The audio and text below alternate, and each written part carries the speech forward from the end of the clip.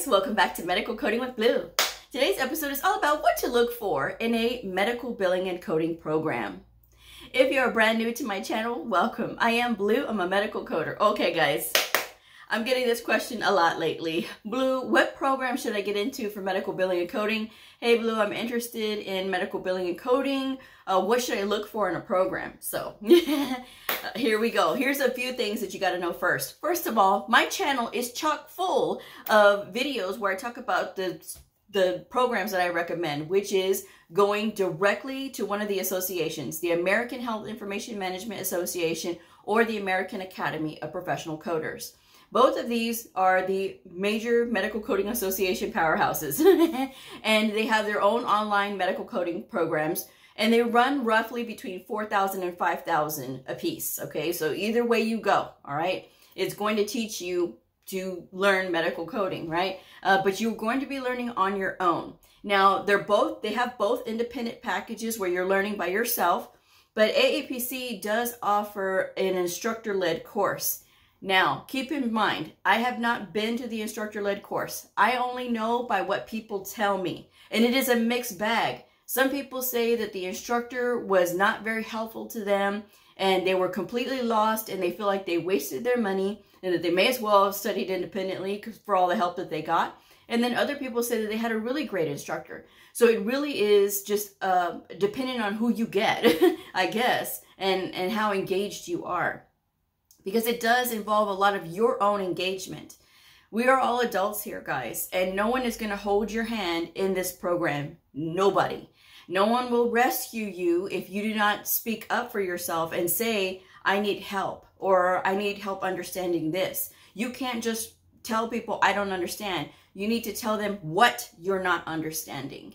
And you have to find a mentor or you have to find a tutor, okay? A mentor will mentor you for free because they don't charge to be a mentor, right? But if you are hiring a tutor, you know, you have to put out a little bit of money, and sometimes it's worth it. Sometimes maybe all you need is a session or two with a tutor to explain to you what's really going on. So that's something that's an option out there if you are going to go through either one of the association programs, okay? And learn independently that way. You have to be your own driving force, your own cheerleader, because again, if you're going through these self-paced programs, you have to pace yourself to complete the program in the amount of time that you're being given. With AHIMA, it is a year if you purchase everything all at one time. However, you can piecemeal it and order only one course at a time, and you get more time that way. With AAPC, there's a little bit different. So they prefer you to have medical terminology and anatomy, and they have that in a separate course. And then their medical coding course is 4 months, I believe. And then you can ask for an extension, and then you pay for that extension. So that's just another thing that you got to know. But yes, you guys can check the websites to see how they go. As far as like the commercial schools that are out there that offer medical billing and coding programs, I personally cannot recommend any of them, only because I've never been through them before. All I know is what I hear from other people. And my channel is not about promoting a particular school. I only promote the associations because those are who you have to be certified through, okay? And so there's that option. There is also studying independently. I have the independent study list. It's a syllabus, and it's in the description box of all of my videos, and or the link to the video is in the description box. But it gives you a whole list of all the timeline and the books and everything that you need. Now, some of these books are a couple of years old because I try to go back and update as many videos as I can, but I have over 900 videos, 1,000 videos now. So it takes a little bit of time to get to all of them. But if you see that some of the books are older, you can still use older workbooks to study with. You may find some codes are updated throughout, but it's not going to be a complete change, right? But if you see older books and you want to get a newer version, just get the same book, but the current year or, you know, maybe a last year version of that book. That is totally fine, okay? The other thing is this. If you choose to go to one of the commercial schools, don't choose it based on what it costs. Well, Blue, this is a really cheap program, so I want to go with this cheap program because this is all I can afford. Okay, so one of two things is going to happen. you're going to find that you get what you pay for, number one. Number two, you may not understand a word of what is being said, which is what happens 90% of the time. And then you're going to feel like you torched your money because, you know, you just, again, you get what you pay for. You paid for a cheap program, so you're going to get cheap results, or you're going to get like a super fast program with very terrible resources, okay?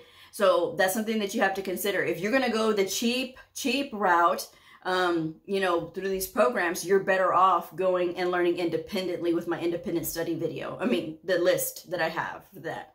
Because you can get the workbooks and you can teach yourself. Because it's essentially what you're going to be doing with this cheap, fast-paced medical coding program. Because those cheap, fast-paced medical coding programs, I have heard shocking stories that some of them are 2 months. Oh yeah, you could be on your way to a brand new career in medical billing and coding in just 2 months' time. Oh, get out of here. That is so ridiculous. And it makes our profession a mockery when there are companies out there like that that do that. So-called alleged schools that put out programs that way, because you fill the industry with ill-equipped people who don't have the competence really to do medical billing and coding. Then when doctors see these people, then they're saying that all medical coders are like this, and that I do not like, because we are not all the same. We are not all the same, and we all have different talents and abilities. So that being said, how you conduct yourself is how they're gonna see other medical coders. So that's just something you got to know. But if you do find yourself in a quick, fast-paced medical coding program and you say, well, Blue, I didn't know, and I just found your videos, that's okay. It's okay. Because all you can do now is just move forward. So take what they can give you for the money that you spent for that program, that cheaper program. And take whatever they give you, take the materials, take the books, take all the things that they're willing to give you for that, and take that material and use it to study. Then you supplement with the independent study video, the workbooks that I've recommended, the books that I've recommended. Use those to help supplement what you have from that program. Okay, so that's the only thing I can tell you on how to move forward, because you're not going to be able to get your money back. There's a lot of people that say, well, I would want my money back. A lot of times there's a no refund policy for a reason, because people will change their minds, and these schools will go out of business if they allowed that every single time. And then you hear even worse horror stories about people who get these student loans for $20,000 for a medical coding certification, when you could have saved your money and spent between $4,000 and $5,000 with the associations and still got the same education. Okay, so even if they do have an instructor, because that's the one thing that you can ask, is there an instructor? And if they say yes, then you have to do a little bit more investigating, because just saying yes is not sufficient enough that this is a great medical coding program. Oh, no. There are some people who have no business teaching. I'm going to be honest. There's some people who have no business teaching because, number one, they've never been a medical coder before, but they just have like a degree, or they have like a certification, and then they get a teaching position somehow, some way, okay? Because their friend owns the company or whatever. So make sure that they have been an actual medical coder in the field. How recent was their experience? Because in 2015 is when we switched over to ICD-10. Okay, ICD-10-CM and ICD-10-PCS. Before that, we were in ICD 9 times. I can't tell you the number of times I've heard from people who say, well, Blue, yeah, the last time my teacher was in the field was like in 2010 or 2012. 2010, 2012 was ICD 9 times. What are you doing teaching people ICD-10 when you've had no practical hands-on experience? So if the instructor there has had no practical hands-on experience, don't sign up for that program. It's not going to get any better. If they don't have practical experience recently, that's not the instructor that you want. It is your money or your name on the dotted line that you have to either pay back with time or pay back with money, okay, depending on how you're getting your school paid for.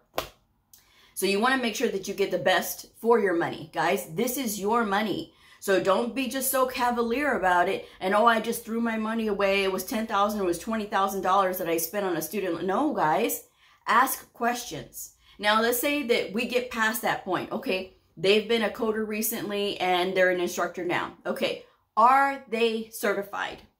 Are they medical coding certified? Not just a degree, okay, but are they medical coding certified? Do they have a medical coding certification? There is a difference between degree holders and medical coding credential holders.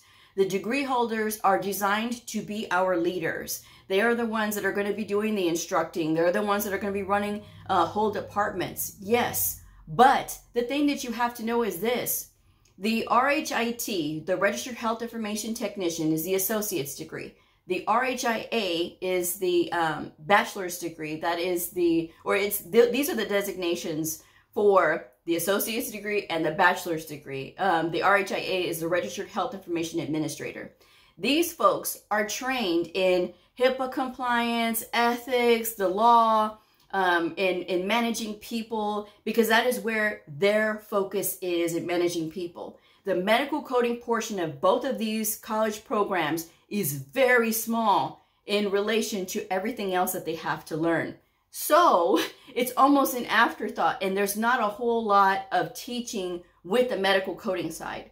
So just because they have a degree does not necessarily make them a stellar medical coder.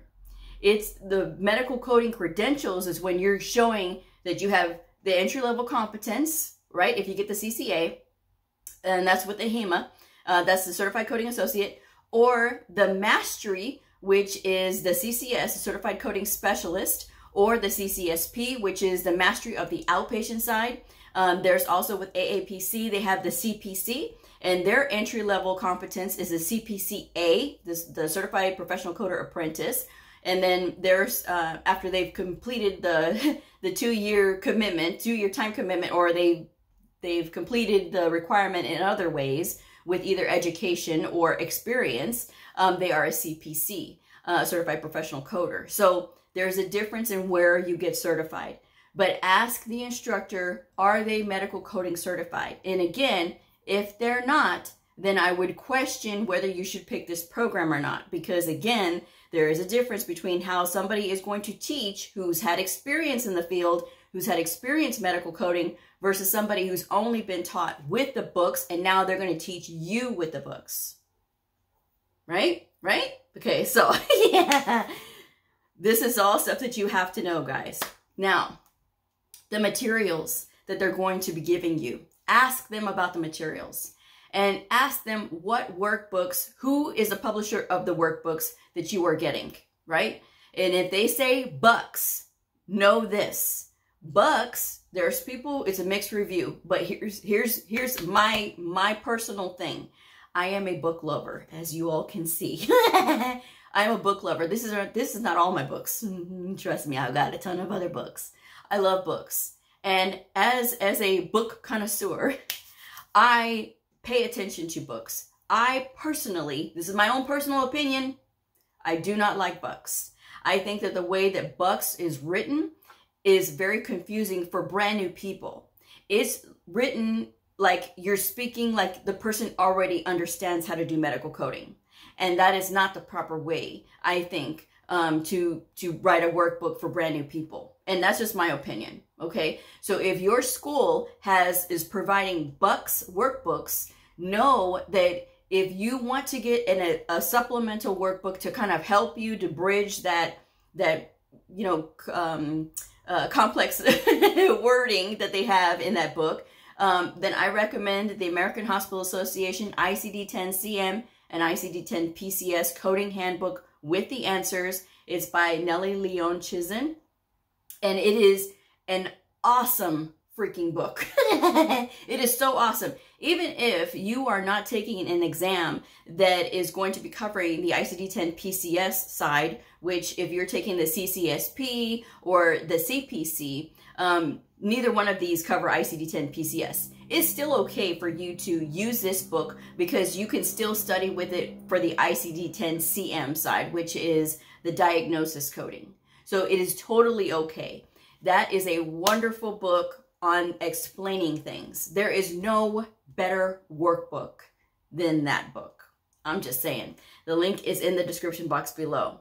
The one for the CPT side of the house, whether you are sitting for an AHIMA credential, the CCS, CCA, CCSP, I do recommend that you use the CPC study guide because that covers all of the outpatient coding.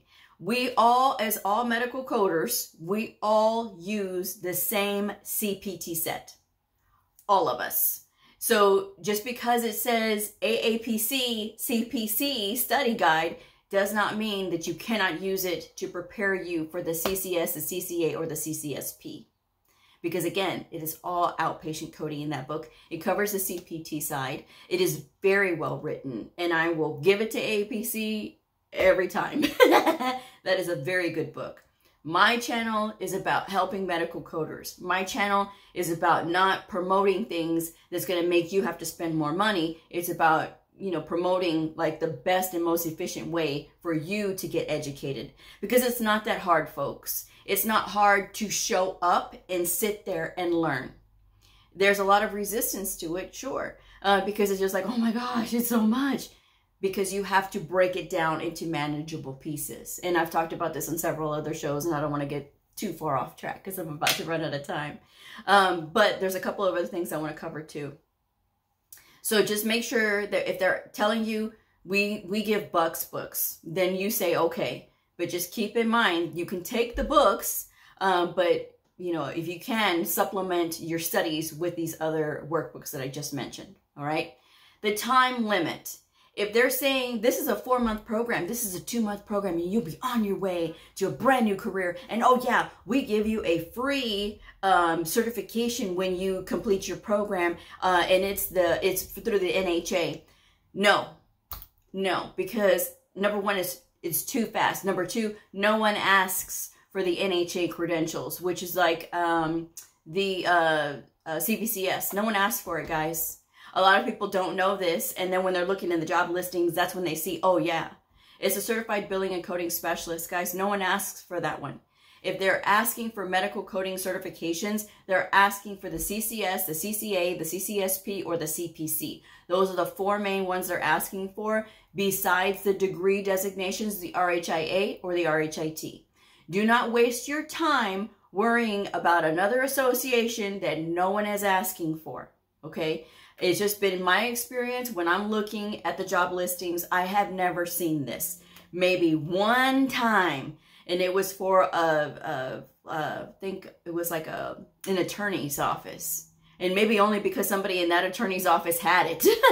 And that's all they know, you know. So that's just something that you have to know, guys. I look everywhere. I look not just in Texas, but I've looked in Florida. I've looked in California. I've looked in Illinois. And I don't see that certification, or that certificate rather, being asked for, okay? So that certificate means a hill of beans, okay? So if they're telling you, oh yeah, they're going to try to sell you on that because they say, oh, you're going to look so prestigious having all of these credentials on your name. No, guys, don't fall for it. All you need is one. When you look in the job listings for medical biller and coder, or medical coder, or medical biller, they're not asking for certifications a lot of the time. And then number two, when you're applying for a medical coder position, it says that the medical coder must have a certification through AHIMA or AAPC, and then they'll list out the certifications that they recognize. So what does that tell you? I have never seen one to say candidate must have multiple credentials. I have never seen it. I'm just saying. So 13-year veteran.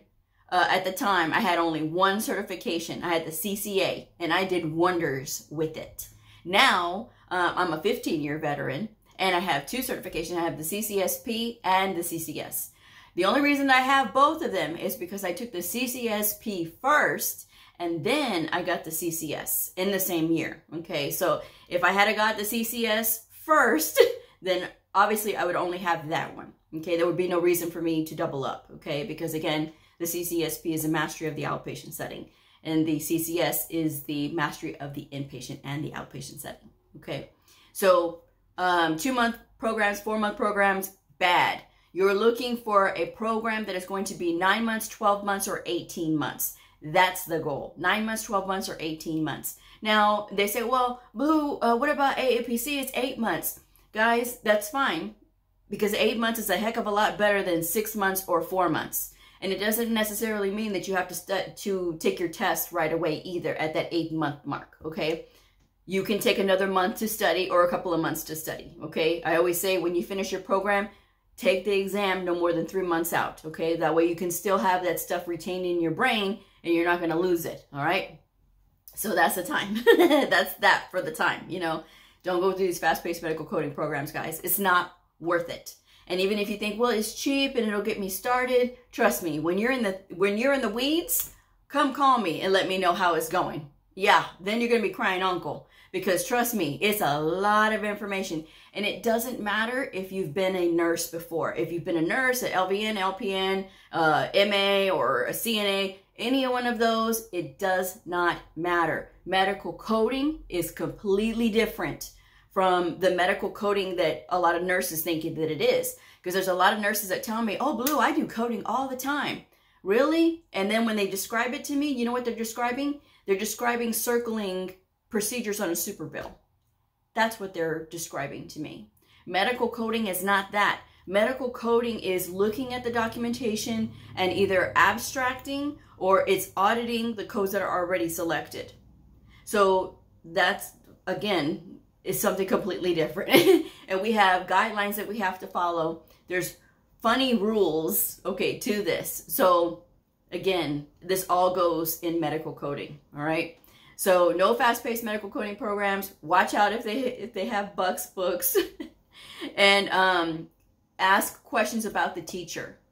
Ask questions about the teacher. That person is going to be teaching you. You are investing how many thousands of dollars into this program. You have every right to ask questions before you sign up. And if you feel pressured by them, guys, look for another program.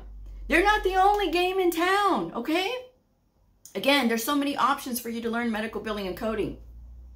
But if you have to have somebody on you and you say, well, Blue, I want to go to the college program, but the teacher didn't teach me. Okay, if the teacher's not teaching you, again, it's fine to go to these college programs so that you can have some accountability, right? When you're studying, because some people say, I can't do self-study, Blue. I have to have somebody to like push me through it. Okay, then that's what you're paying the college to do. Meanwhile, instead of complaining that the instructor is not teaching you or they're getting impatient with you because you're not learning fast enough or whatever, then you need to make the effort to find a tutor who can work with you throughout your program. That way you can be learning, because sometimes it's going to be just a personality thing too with the student and the teacher. Because the teacher, you know how they say that there's that expression, those who can't do teach, right? And so there's going to be times when these teachers are not taught the art of andragogy, which is teaching adults. And so they're just there to collect a check and go home. So that's something that you have to think about, guys. Not every instructor is great. Sometimes you have to put extra effort in, and sometimes that's what you have to know. But those are the things that you have to know when you're getting into this field and you're trying to find a good program.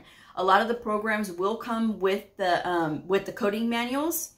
And keep in mind, again, I'm very particular about the coding manuals that you use, because using good tools is going to go a long way to helping you learn and understand. If you are having cheap manuals, again, it's not a good thing. And sometimes you may just have to switch the manuals so that way it will help you. The one that we all have to have, though, is the AMA CPT Professional Edition, all right? But the diagnosis coding book, the ICD-10-CM and ICD-10-PCS and HCPCS books, those are all your choice. So for ICD-10-CM, ICD-10-PCS, and the HCPCS Level 2 book, I recommend Optum360coding.com. This is not an ad for them, but those are the ones that I recommend for those books, because they are very comprehensive and they are wonderful, wonderful books. So with that said, best of luck to you guys out there. If you still have questions, guys, look through the videos, because trust me, I've done a ton explaining even more. So if this video helped you, please like, subscribe, and share, and I will see y'all next time. Bye.